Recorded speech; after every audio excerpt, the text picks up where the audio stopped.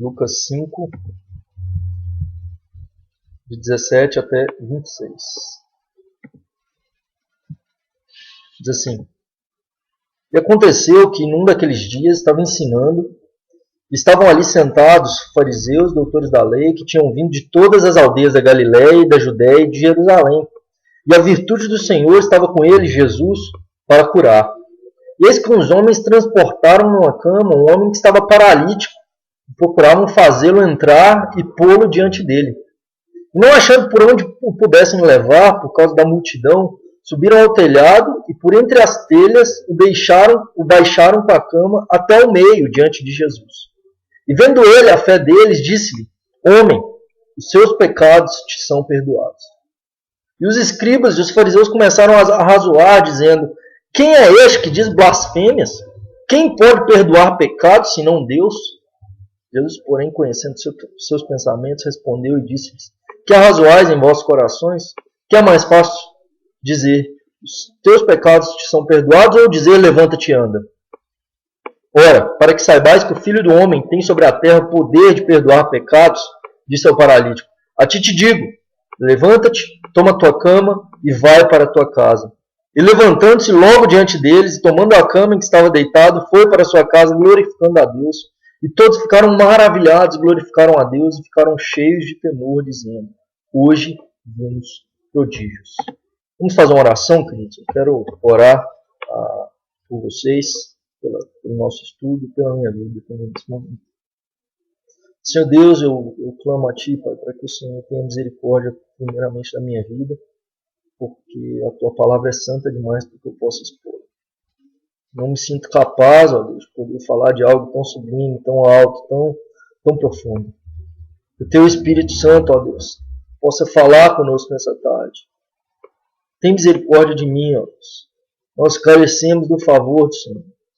Eu clamo por cada um dos meus irmãos que está acompanhando esse vídeo nesse momento, em suas casas, onde quer que eles estejam. Eu peço que o Senhor, Deus, os visite nessa tarde. Deus, que o Senhor traga salvação, ó Deus, nessa tarde, à vida de cada um deles. Que pessoas possam ser libertas nessa tarde, ter seus pecados perdoados, ó Deus, por Ti. Serem, Deus, curados, ó Deus, pelo Senhor. Opera um milagre na vida daqueles que necessitam, Senhor, em nome de Jesus. Eu clamo a Ti, Deus, para que o Senhor fale conosco, em nome de Jesus. Amém. Amém. A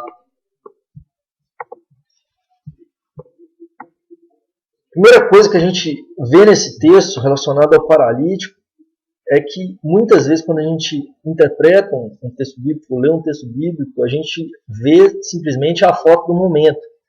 Então, a foto do momento é 4 amigos pegam o amigo deles, que é um paralítico, eles são amigos dele, provavelmente são muito amigos dele, porque ninguém faria isso por um desconhecido, teria tamanho desgaste. Então, 4 amigos daquele paralítico o carregam numa cama para levar até Jesus, e a situação é bem estranha, porque eles chegam num lugar, numa casa, onde Jesus ficava cercado de uma grande multidão. Então, se a gente for analisar aí o capítulo 5, antes disso acontecer, a gente vai ver Jesus curando um leproso e as pessoas vendo isso. Jesus faz com que Pedro e seus discípulos colham uma grande quantidade de peixe, os chama para serem pescadores de homens. Então as pessoas viam os milagres de Jesus e eles estavam ao redor de Jesus, todo mundo estava falando sobre Jesus, e ali tinham muitos fariseus ao redor de Jesus para prová-lo. Então talvez ali estivesse José de Arimateia, Nicodemos, a gente já falou desses camaradas que talvez chegaram a crer em Jesus ao ver esses sinais. Mas inicialmente existiam fariseus publicanos, todo tipo de gente ao redor de Jesus para ver aquilo, e principalmente os fariseus para tentar pegar ele, fazer uma pegadinha com Jesus. E naquele momento, então, a gente vê a foto, aqueles 4 amigos abarrotado de gente a casa, eles tiram a telha do local e baixam aquele paralítico na frente de Jesus. Eles atrapalham o culto, eles atrapalham o sermão, aquilo que Jesus estava ensinando, e descem o paralítico no meio. Então eles saem totalmente do script para poder, de fato, conseguir a cura para o seu amigo. O que nós não conseguimos ver, mas que a gente pode interpretar ao ler o texto, é que aquele paralítico provavelmente viveu uma vida muito difícil. Naquela época, quem era paralítico, quem era coxo, quem tinha algum tipo de dificuldade física, além de ser considerado pecador, porque chegou àquele estado, e normalmente quem era doente, eles consideravam que ou os pais ou ele pecaram. Além disso, normalmente se tornava um mendigo, porque não tinha como trabalhar. Não era o caso, não parece ser o caso desse paralítico. Talvez ele tinha uma família, talvez ele não nasceu paralítico. A gente não sabe da história desse camarada. Talvez esse camarada, com esses amigos, dificilmente um mendigo teria amigos. Mas com esses amigos, talvez em algum acidente, algum tipo de situação que o levou a chegar naquele estado que ele estava. E talvez aquilo o afligia profundamente. Aquele homem paralítico, ele tinha uma profunda angústia dentro de sua alma, talvez seus pecados lhe assolavam, e talvez ele pensasse que era culpa dele, do porquê ele estava preso a uma cadeira de rodas, preso a uma cama, na verdade, porque não existia cadeira de rodas, né? Ele estava preso a uma cama, ele não podia andar. Então, aqueles amigos viam a angústia desse homem, e aquilo provavelmente lhes cortava o coração, porque eles viam o seu amigo, que talvez antes era feliz e estava junto deles, se divertia junto com eles, e naquele momento ele estava profundamente angustiado, profundamente abatido por estar naquela situação, e talvez pensando que Deus o estava castigando, o que Deus o estava afligindo, e que Deus havia se esquecido dele. Aqueles amigos, ao verem isso, eles ficam sabendo de Jesus, pegam o paralítico e o levam até Jesus.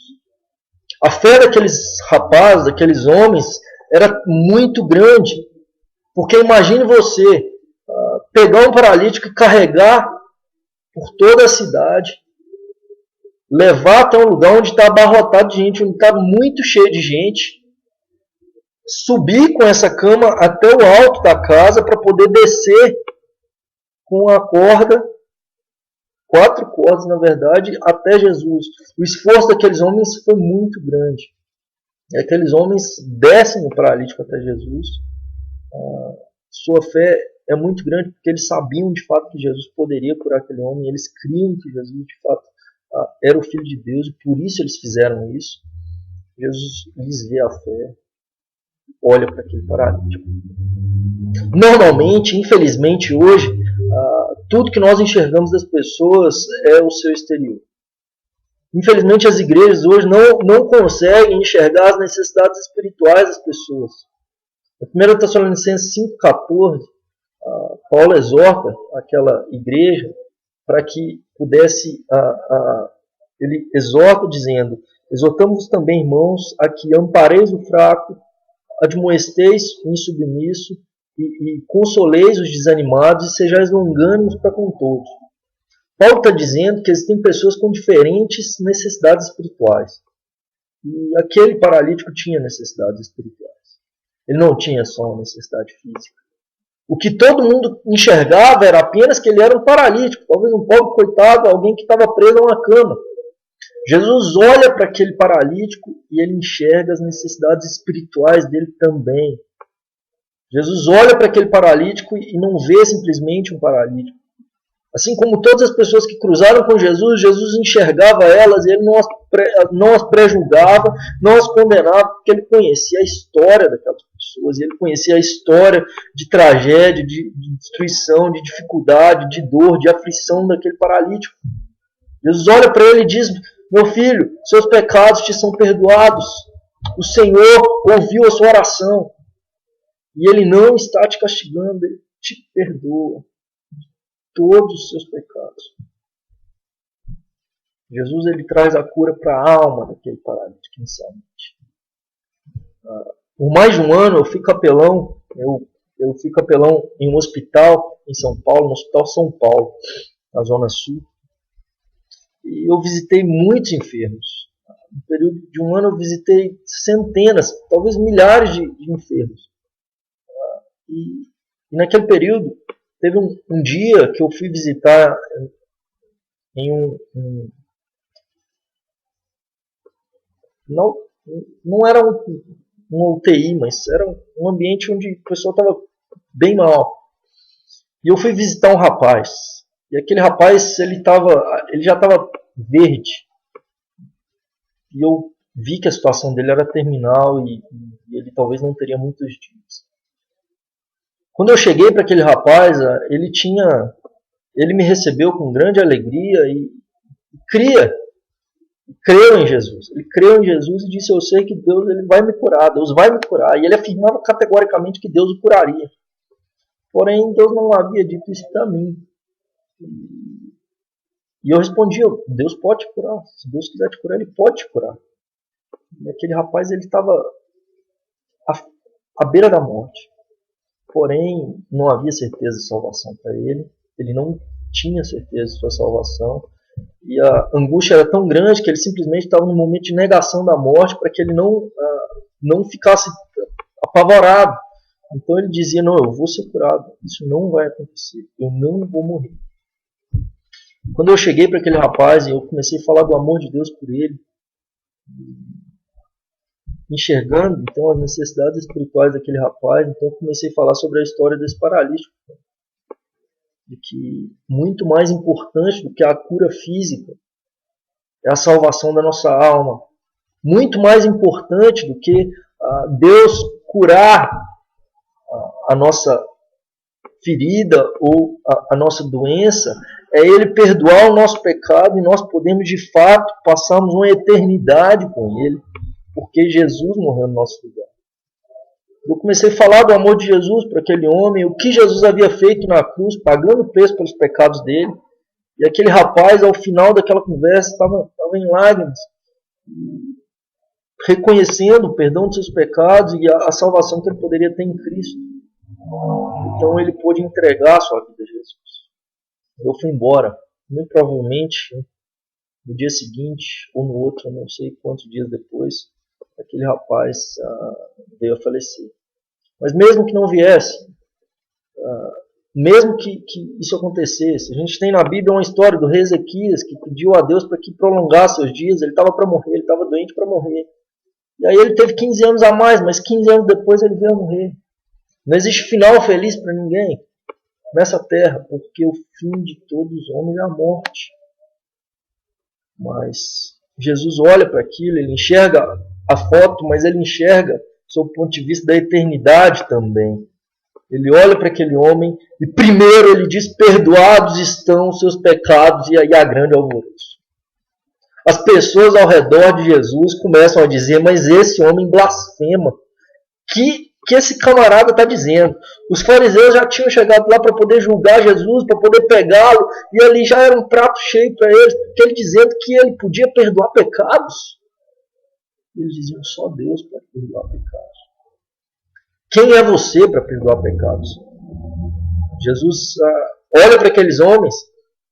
Na verdade, eles estavam pensando isso, mas Jesus conhecia o coração daqueles homens, também a necessidade espiritual daqueles homens, e ele não só trata com o paralítico, como com várias pessoas ao seu redor. E ele enxergava a necessidade daqueles homens. E ele diz, então, para que vocês saibam que o Filho do Homem tem poder para perdoar pecados. Ele olha para o paralítico e vai para a segunda parte, que é o menos importante naquele momento, que é: levanta e anda. Aquele paralítico levanta e anda, e há grande alegria. Porém, ele já estava profundamente feliz, porque ele havia tido um encontro com Jesus, que mudou o curso da sua história e trouxe salvação para ele. Mas agora ele podia andar. Agora ele não precisava mais estar preso a uma cama. Jesus não somente traz a cura da alma e a salvação para aquele homem, como também traz a cura física para Porém, Jesus ele queria ensinar algo mais com isso. Muito mais importante, de fato, que a cura física é a cura para a sua alma. Mas existia algo com alguns religiosos que Jesus queria ensinar. Se a gente seguir no texto, logo em seguida, Jesus olha para Levi, ou Mateus, que se tornou seu discípulo, na coletoria de impostos. Ele era um publicano, e ele chama e diz: segue-me. Mateus o segue, dá uma grande festa. Jesus então chega para aqueles homens e diz. Os escribas então chegam para Jesus e diz: por que vocês comem e bebem com publicanos e pecadores? Porque Jesus estava numa festa com Mateus, que era um publicano. E os amigos de Mateus havia tido grande alegria em encontrar Jesus ser salvo. Ele dá uma festa. E aí Jesus responde: os sãos não precisam de médico, mas sim os doentes. Eu não vim para chamar justos, mas sim pecadores ao arrependimento. Novamente, o que Jesus faz? Ele compara o pecado com uma doença. Quando aquele paralítico inicialmente tem os seus pecados perdoados e depois ele é curado, logo em seguida Jesus diz: os sãos não precisam de médico, mas sim os doentes. Porque aqueles homens olhavam para aquele paralítico, é que ele estava doente, eles não. Ele precisava de uma cura, eles não. O que Jesus quis ensinar naquele momento é: todos vocês estão doentes. Todos vocês precisam de ter o pecado de vocês perdoados. Todos vocês estão enfermos. E eu vim para poder curar os enfermos. A maior cura que eu vim para fazer é morrer naquela cruz para justificar vocês, para pagar o pecado de vocês, para trazer cura para a alma de vocês. Eu não vim para chamar justos, mas sim pecadores ao arrependimento. Quem é justo? Quem é justo diante de Deus? Quem consegue cumprir sequer os 10 mandamentos? Nós não conseguimos cumprir nem os 10 mandamentos. Amarás o Senhor teu Deus de todo o teu coração, toda a tua alma. Muitas vezes nós colocamos pequenas coisas acima de Deus. Não terás imagem de escultura, não tem idolatria. Muitas vezes nós idolatramos coisas pequenas. Honrar pai e mãe. Quem não honrasse morria. E às vezes a gente desonra por tão pouco. Principalmente na nossa adolescência. Como desonramos nossos pais e nossas mães. Não darás falso testemunho. Não matarás. Nossa, então não matar eu não mato. Mas Jesus, no Sermão do Monte, diz: aquele que sem motivo se irá contra o seu irmão, ele já cometeu pecado. Então, nem os 10 mandamentos nós conseguimos guardar. Jesus diz: vocês não conseguem guardar a lei. A lei de fato vai condenar vocês. Mas eu vim para pagar o preço no lugar de vocês. Eu vim para morrer no lugar de vocês. Eu não vim para chamar justos. Eu vim para chamar pecadores ao arrependimento. Jesus tinha para dizer para aqueles homens é que não era só o paralítico que era o centro de sua pregação. O alvo de sua pregação eram todos eles que necessitavam dele. Eu não sei como está a sua vida. Talvez você está olhando e se achando bom demais. Existem pessoas que são pecadoras demais ao seu redor, que precisam, mas que você não. Talvez você está dentro da igreja e está perdido. Talvez você está justo demais, ou você pensa que você não comete nenhum tipo de pecado grave demais, mas você está tão distante de Jesus quanto os piores homens. Porque sem Jesus, porque sem reconhecer de fato que nós somos pecadores, necessitamos de cura para a nossa alma, nós não seremos curados. A sua alma não será curada. Jesus quer transformar a sua vida nessa tarde. Ele marcou um encontro com você, assim como ele marcou com aquele homem, com aquele paralítico, com Mateus, para trazer cura para a alma deles. E Jesus pode trazer cura para a sua alma nessa tarde. Talvez vocês tenham traumas. Talvez alguns de vocês podem ter traumas na infância, ou momentos de dificuldade que passaram na vida e hoje estão angustiados, aflitos, sendo perseguidos pelo passado. Eu quero te dizer que Deus quer mudar o seu presente hoje para te dar um futuro com Ele. Deus pode mudar o curso da sua história e eu quero fazer contigo essa oração nesse momento. Se essa palavra falou para você, falou com você, você pode entregar a sua vida a Jesus e dizer: Senhor, eu sou pecador e eu preciso de cura para minha alma. Eu não sou salvo, eu não tenho certeza da salvação. E eu preciso de ter essa certeza. Eu quero entregar minha vida ao Senhor. Quero que Jesus seja o dono da minha vida e mude o curso da minha história. Se você deseja fazer essa oração, repete. Você pode repetir comigo nesse momento, dizendo no seu coração. Dizendo: Senhor Deus, eu reconheço que Jesus morreu no meu lugar, a minha morte, para me dar a sua vida. Reconheço que sou pecador e estou doente. E reconheço que muitas vezes fugi do Senhor, querendo caminhar o meu próprio caminho. Mas peço que o Senhor perdoe os meus pecados, cure a minha alma e mude o curso da minha história. Eu preciso do Senhor. Que Jesus seja o meu Senhor e meu Salvador. Perdoa-nos os meus pecados. Em nome de Jesus. Amém. Se você fez essa oração, se você repetiu essa oração, de fato, você creu de todo o seu coração, Deus pode mudar o curso da sua história. Uma oração não salva ninguém. Não é um rito espiritual, não é um ritual que torna alguém cristão, mas é uma vida de arrependimento, é caminhar com Jesus e obedecê-lo cada vez mais. Então, se você fez essa oração, me procura. Você pode me adicionar no Facebook, é Daniel Simoncellos. Você tem aí na página, aí tem Daniel Simoncellos escrito aí, você pode copiar, me adicionar no Facebook, me seguir no Twitter. Enfim, tem muita coisa minha aí na internet que você pode estar acompanhando também para crescer espiritualmente. E semana que vem a gente tem esse estudo também, para a gente poder aprofundar mais na palavra de Deus juntos. Que Deus abençoe sua vida. Muito obrigado por vocês terem acompanhado até aqui. Eu agradeço a Deus mesmo pela vida de vocês, pelo privilégio que nós temos de poder estar juntos semanalmente estudando as Escrituras e tanta gente estando aí junto. Muito obrigado por terem acompanhado até aqui.